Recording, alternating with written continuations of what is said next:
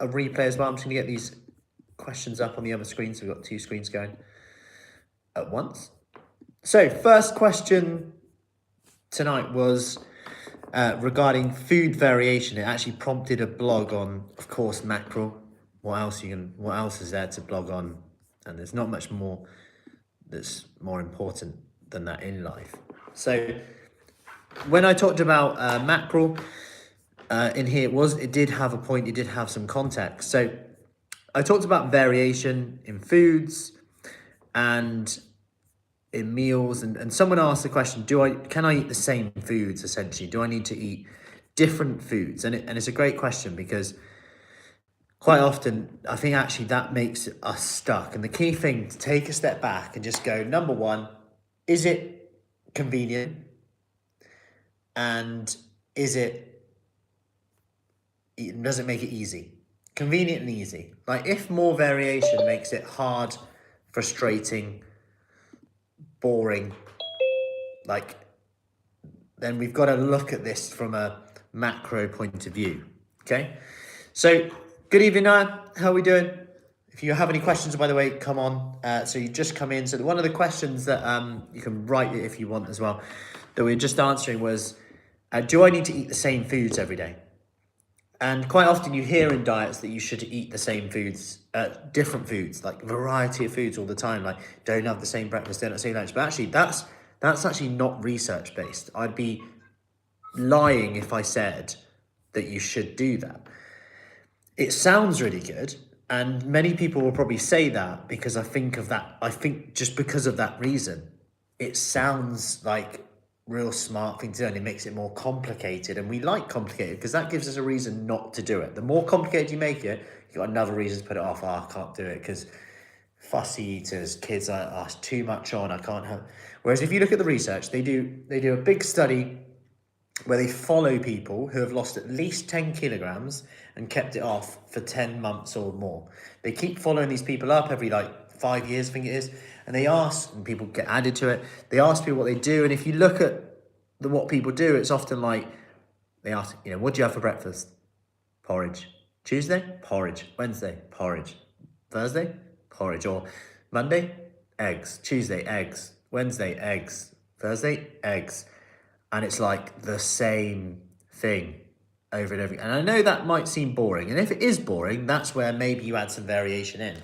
But if you're just changing it for the hell of changing it. So for me, for example, I like to keep my breakfast and lunch pretty much the same. It's not exciting. It's pretty simple. It does the job. I like to be busy, ready on the go. And you might have seen the on-the-go meal plan that we recently put out. And on the on-the-go meal plan, I'll share my screen in a second now. If you're watching on Zoom or the Facebook, you will be able to see this. But what I'll do is I'll just share to show you in terms of the meal plan. Let me just get that up 1 second. There we go. And you'll see in here, there's some really useful plans on here.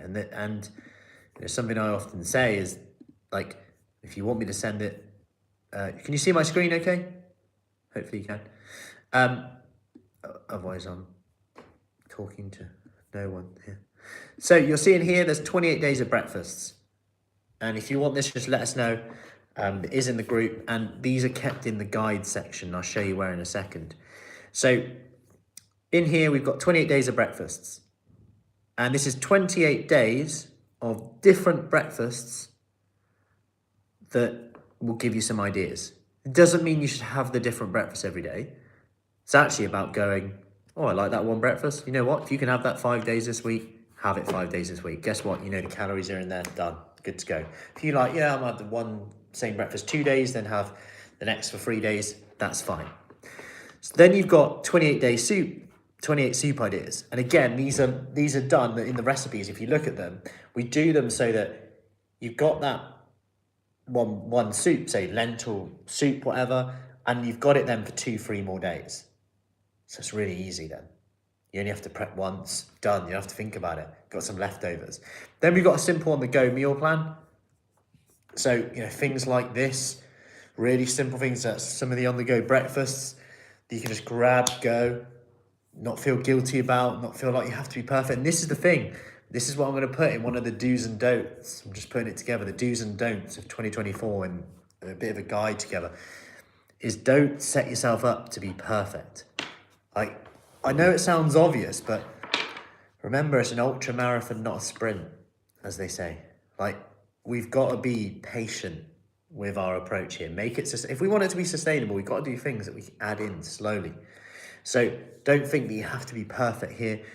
Remember, calorie deficit is needed to lose body fat. 3,500 calories in 1 pound of fat. We need to create a calorie deficit first. What makes it easy? What makes it convenient? Ask those questions. So where do you find these? Well, these are in the guide section. So for example, I only posted this one yesterday. So I add this to the guide section, and you're seeing here, guide number 5 will now say January 2024, done for your meal plans. Now, to get to this guide section, this might automatically take me there, but if I come out. So to get to this section, just for your interest, if you go to the top of the group and I go in here, you'll see at the top next to discussion, it says guides, and I click the word guides, and then this opens up some resources in here. Now, if I just scroll down a little bit here, there are some done for you meal plans here. Okay, and you can go and access them straight in wherever you want, whether it's the autumn one, November one, summer one, you name it. So here, you've just can go straight in on there. Cool. Hope that helps on there and gives you a bit more ideas on there as well. So, all good on there. Let's have a look at the next question. One sec. Questions up on the other screen, so we've got 2 screens going. Oh, hang on. At once. There we go. Right. Good evening, Sephi, Jane, Annie. If you got any questions, by the way, do let me know. Right. Next question. I don't even know if that was actually a question or whether that was a conversation I had earlier. That's the funny thing. I actually don't think that was a question. I think that was from a conversation I had earlier.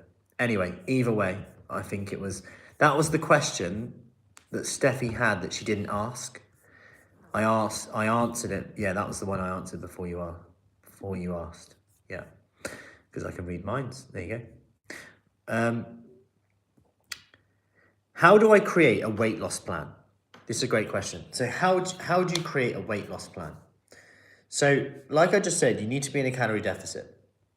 This is number 1 key rule. Now, and even if you eat absolute rubbish foods, you can still lose weight. Perhaps unfortunately, perhaps fortunately. However, you'll probably have a hard time doing so. So, I shared this morning in a video the professor who did a Twinkie diet. He ate nothing but Twinkies, chocolates, Doritos, zebra cake, and then protein powder. So he got his protein requirements in and a multivitamin. And he achieved a calorie deficit. He lost weight over 12 weeks. His cholesterol improved, his blood pressure improved. And he even said, I wish this could be wrong.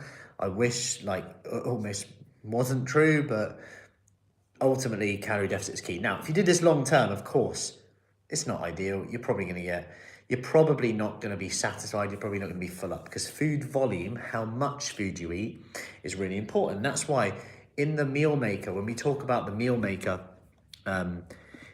which is page 4 of the Kickstart book. So in the Kickstart book on page 4, let me just share my screen again with you on here, just so you can see that. This is why we're now talking about that 80-20 principle, right? So you've got protein with every meal. This is going to be a key part. Now, if you want to get more specific, minimum 1.2 grams per kilogram of body weight a day. So if you're 100 kilo in weight, you want 120 grams of protein a day, spread across 3 meals ideally. But you know, if you get it all in one meal, you get it all in one meal. Calories are king. And now, why are we spreading this out now? Well, this is probably going to keep you more full up. It's going to help you in terms of muscle tone. It's going to help you preserve muscle while you're losing fat, and even build muscle whilst you're adding in the resistance exercise that we like you to do. So, of course, we've got the vegan and vegetarian one as well. The main differences being lentils, beans, legumes, in on there. Any issue making protein shake with skim milk rather than water? It's a new discovery. It's lush, like drinking a milkshake. No, it's all good with skim milk. That's actually just added protein. It's lean protein itself. Again, if that's within your calories, that's all good on there, Lindsay, so that's fine. Again, it's interesting. With regards to liquid calories, the research is basically anything but milk will make you hungrier, but milk lowers your hunger. So if it's like dairy and it's liquid, it seems to lower your hunger. If it's like juice, you know, anything like Coke, fizzy drinks, full fat sugar drinks, that is, they seem to increase your hunger. Diet drinks seem to actually help. But generally, it's just when you hear liquid calories, of course, alcohol increases it. So yeah. So protein shakes are even more filling when made with milk. Yeah, and you might even find that if you're someone who feels a bit like, don't really feel great after having one with milk might make you feel better. It will make you fuller for longer, not just because of the added calories, but the added protein, but also milk contains casein protein. Casein protein is slow digesting. So if you are trying to lose fat, and the whole point of what I will get to before I go off on another tangent, is that by following these principles in here, you're going to feel more full up and more satisfied. If you're more full up and more satisfied, guess what? You have an easier time sticking to it. So if having the milk with the protein shake means you are full up, that's going to be good. So you've got the whey protein, which is fast absorption, straight in there. We know it helps with blood sugar levels. We know it helps get you full. But then you've got the casein, which is slow digesting protein. It takes longer, which can then help you stay fuller for longer. So you've got a nice double whammy in there. Plus the B12 from dairy, from milk. Plus you've got the iodine, which is obviously important in terms of thyroid. Win-win in there. It's cheap, easy, convenient. And like going back to my first point, does it make it more convenient? Is it easy to stick to? Yes. Tick. Then you got veggies, as many veggies as you can at every meal. Why? It's going to add more food volume. Again, get as many as you want. Don't worry at this stage. You know, someone might say, oh yeah, but carrots are high in sugar. I mean, I'm pretty sure that it's never been because someone's eaten too many carrots. I'm throwing it out there. I'll do a test. Let's do it. I challenge you to eat too many carrots. Anyway, carbs. So fist size of carbs, whether that does come from fruit or grain. And then at the bottom, the thing I love about this is up to 300 calories from any food you like. This provides a bit of structure for you, okay? Now, what I mean by this is up to 300 calories from any food you want, because remember, this is about making it a lifestyle. There's no point changing anything at once. It could be that you need to get your snacks under control right now. So you take one thing from this and go, you know what, I'm going to try and get protein at every meal, but most importantly, I want to plan my snacks in today. So up to 300 calories from any foods I like, okay? This now gives you structure, but flexibility. You've got permission to have what you want. You're not going new year, new me, never eating anything again. You might go, you know what, I've got some leftover chocolates in the house. Rather than get them out of the house as quickly as I possibly can, eat them all, then I can start again and make way for the Easter eggs that are soon to be here. What I can do instead is I can go, you know what, I'm going to have 3 chocolates today. I'm going to have 2 chocolates today. Or you might go, I have some Greek yogurt and I'll put some chocolate on top of that with some blueberries in. Great, by the way. Gives you that chocolate hit. We did it the other day. What did we do? We had, you know those shells? The shell chocolate? Guayalin? Something like that. We had some of them in the cupboard and then sprinkled one on top of Greek yogurt. Perfect. Anyway, a good way to just get that fix in if you need it. Did it with the kids. I wouldn't do it on my own. Anyway, environment dictating my habits. There you go. So you might go, today my 300 calories are, boom, straight in. So you've got that planned already. When it's planned, that's one less thing to think about. So this is one option. The other option is to write down what you eat or track your calories. So in terms of building a weight loss plan. Now, if you're tracking your calories, you might be thinking, well, how many calories? And that's a good question. So you can use a calorie calculator. You can go to fruitsyfit.com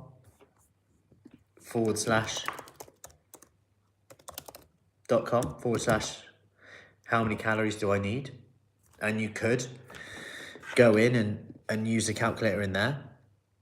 That is one option. However, it will just give you like a bog standard, you know, it uses an algorithm, which is fine. Yeah,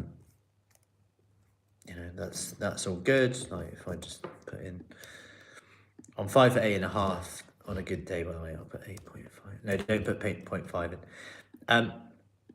And what I like about it though is it will give you these two numbers, as well as maintenance, of course. But I've got a fat loss and an extreme fat loss number. Okay, hopefully you can see my screen. I'm just going to check you can definitely see my screen. Yeah, you can. Cool. So I've got fat loss and extreme fat loss. Now, what I like is the range. So now I could go, right, just as a ballpark figure, I'm going to see how I respond. I'm going to go 2,200 calories, or I might be on the lower end, maybe 2,100 calories to 1,900. So now I set a ratio I'm going to try and hit between 2,100 and 1,900 every day. So I'm going to try and stay within that range. Now, if I'm working backwards from this, yours could be 1,300 or it could be 1,200 to 1,400, whatever it is. It's going to be different for different people. But let's say it was 1,300 calories, then this is what this is based on as a ballpark figure.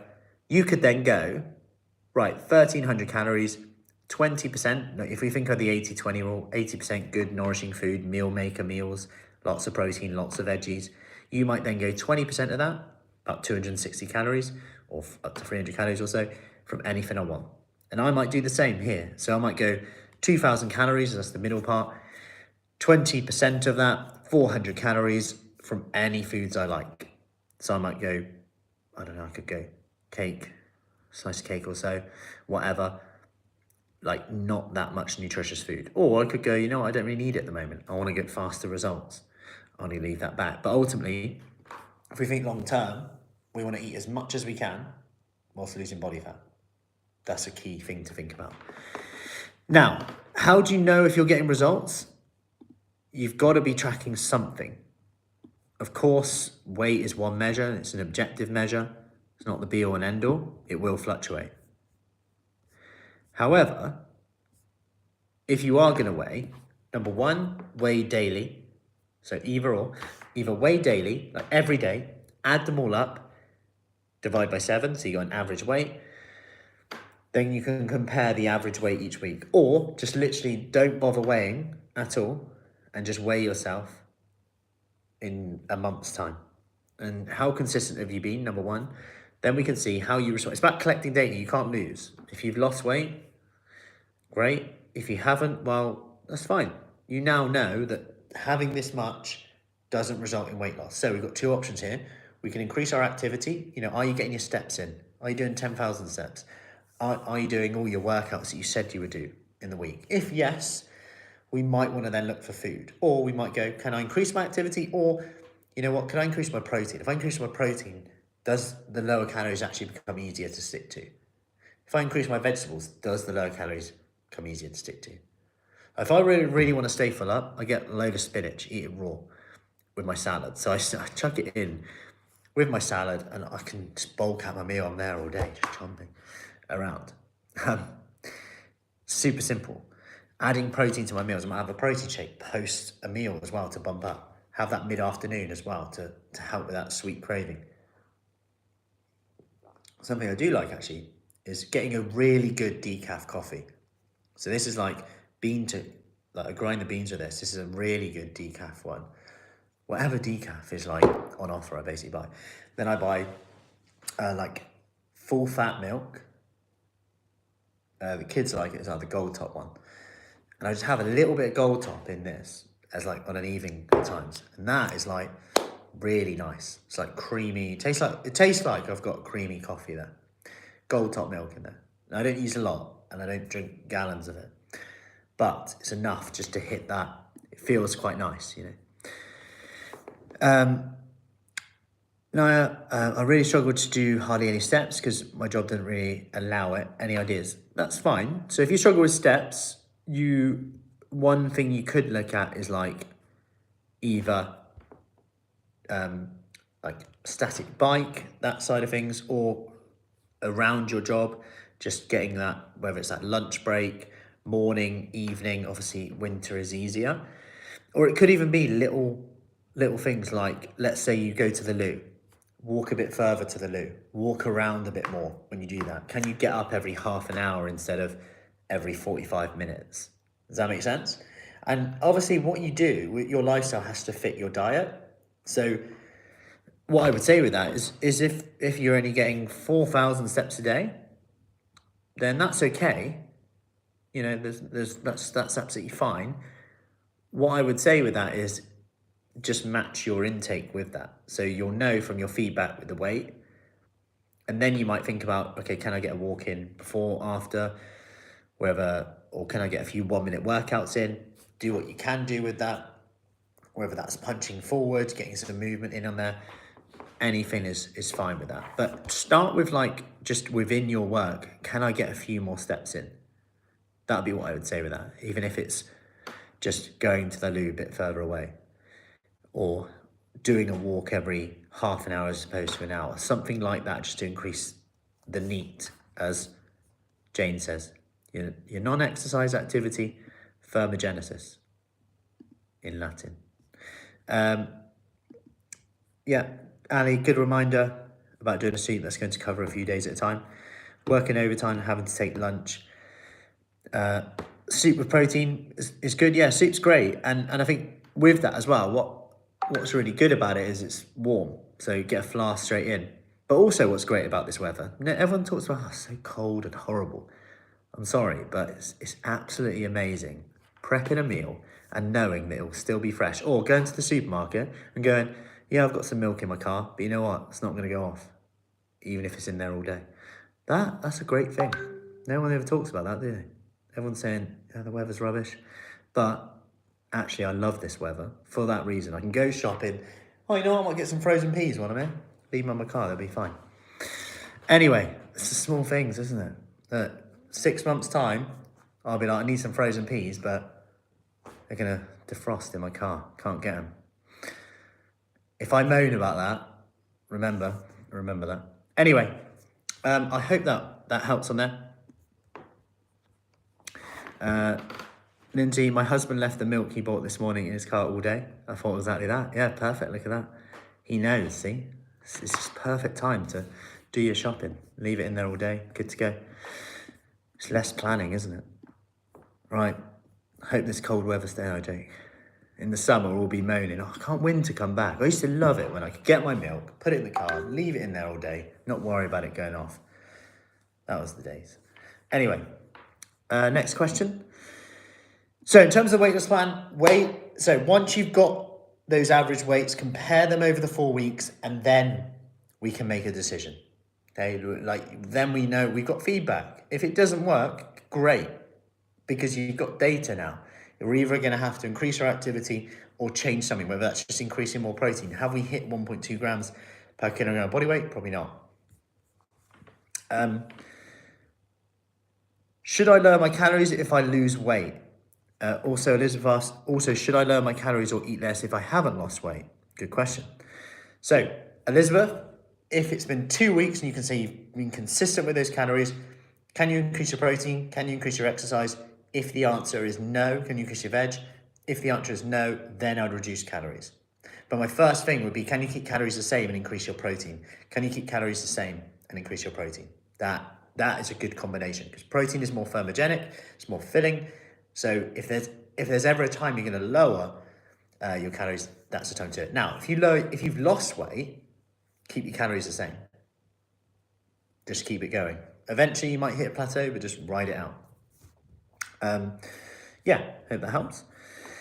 Steffi, should you always wear trainers to work out in? Good question. I'm probably not the expert to answer this question. There's lots of different thought processes with this. Some people say barefoot. You might see it all the rage at the moment. Other people are almost straight down the other end with like thick padding. Like I've got like Hoka trainers. Now for me, I prefer to wear trainers for most exercises. If I was being really picky, if I was just doing squats, I don't mind like flat shoes or barefoot, because I can real feel my heels in the floor. I know a lot of people like doing yoga, Pilates, barefoot as well. You can feel your ankle, foot a bit more. But it depends on you as well, like Achilles history, any injuries, history on that. Yeah, so it's kind of, if you're lifting weights around, chucking weights around, I mean, is a trainer actually going to save it if you drop a weight on your shoe, on your foot? Probably not, but it might help. But yeah, it's a good question. You all around workouts, like full body workouts, generally I'd wear trainers, just for that extra comfort. Fiona, should you do warm up before classes start and cool downs after classes end? Good question. So, given that time is a massive issue, I think this is a really good question because, and research is interesting on this, if you look at like hypertrophy, injury risk, warm-ups and cool downs don't have to be as specific as I think we first thought they did. So like back when years ago, it'd be like, you have to do a certain set, like kind of activity in a warm up. If you look at like what some of the most high risk lifters do in the world, power lifters, they don't do a conventional warm up. What they'll do is lighter sets of the thing they're doing. So let's say they're trying to break world records for deadlifts or squats. Their warm up will be squats with a lighter weight. So for example, if they're trying to, if they're doing squats, heavy squats, they'll start off with bodyweight squats, maybe pausing at the bottom. So let's say we're doing some squats in the session. We might start by slowly squatting. We might start by not having a weight. We might start by bringing the knees up a little bit because that's a similar movement. You're pushing through your heels. So we're like warming up on the job to one, save time, but two, make it specific to the exercises we're doing. I always like to start with a little bit of cardio to get that heart rate up, get that synovial fluid around the joints lubricating up. And that's what that does. So as long as you're doing something around that, which we'll do within the sessions, even if we're into kind of circuit style, take that first exercise a little bit lighter. We're warming up with specificity. Don't go too crazy straight away. You will increase, don't completely skip, don't skip it. These are extremes. It's important to warm up and it's important to, more important to warm up. Cool downs, I mean, cool downs are really interesting because when you look at some of the research in cool downs, it's comparing it to the exercise.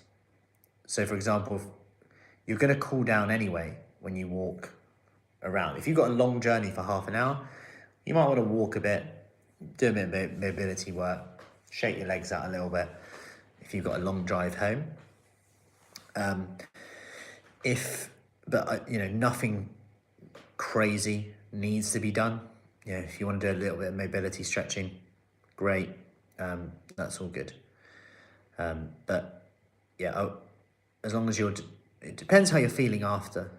And depends how much time you got. If you told me you had an hour and a half to train, I'd probably say, you can spend 10 minutes warming up, 10 minutes cooling down. If you said to me, look, I'm really busy, if you then said I've got half an hour, I don't think it'd be productive to say we're going to do 10 minutes of warming up, 10 minutes of cooling down, like in the grand scheme of things. So that would be my answer to that. Make your warm-up specific. That's what I like to do. You get to practice the move then. You get to practice specificity with that. Yeah. Burn more calories trying to stay warm. Yeah, there you go. Can you explain what low-hanging fruit is, please? Have I said low-hanging fruit today?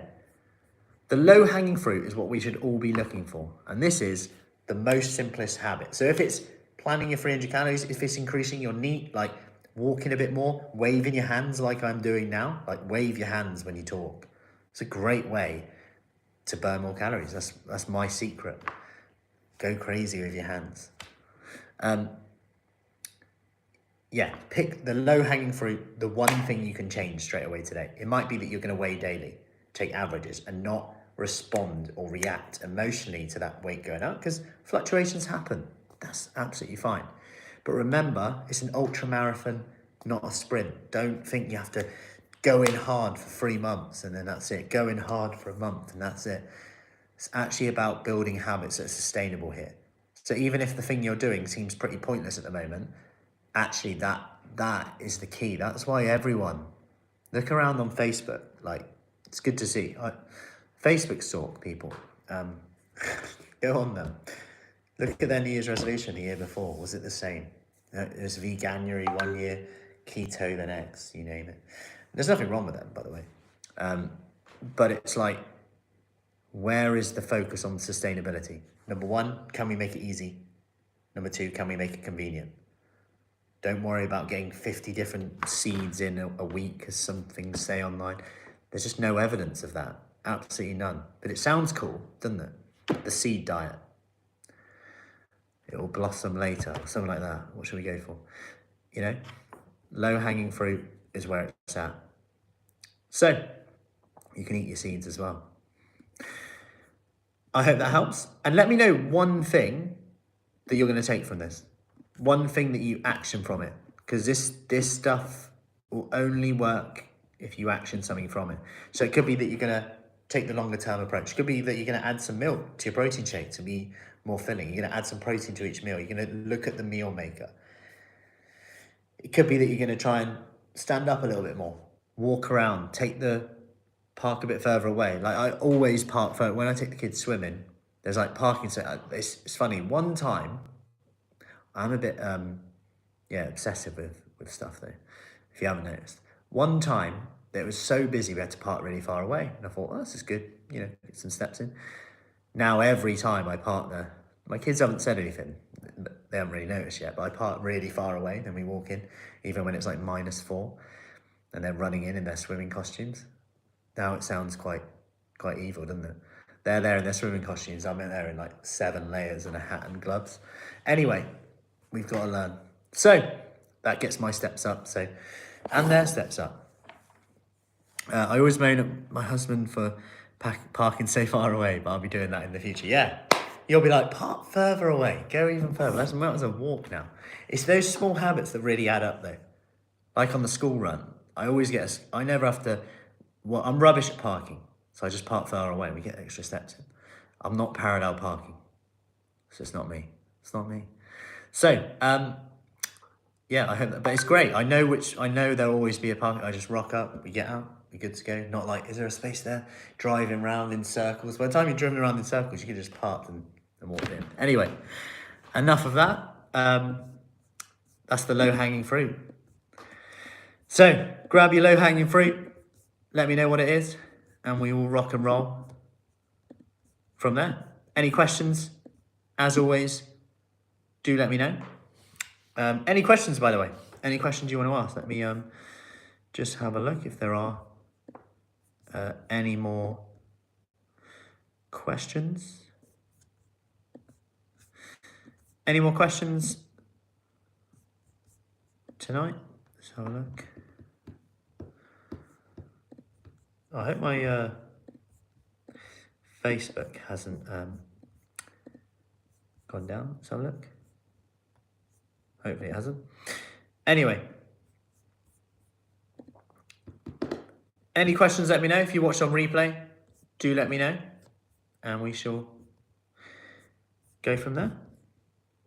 Good work. Remember, Thursday, Q&A, 8 p.m, we are talking about how to overcome limiting beliefs, self-limiting beliefs, those beliefs that hold us back, that make us think, oh, it's not going to work, won't work for me, I can't do that. Which is really important because change is really hard, by the way. Change is like one of the hardest things you can do. So, any questions, let me know. Have an awesome evening. Thank you for joining.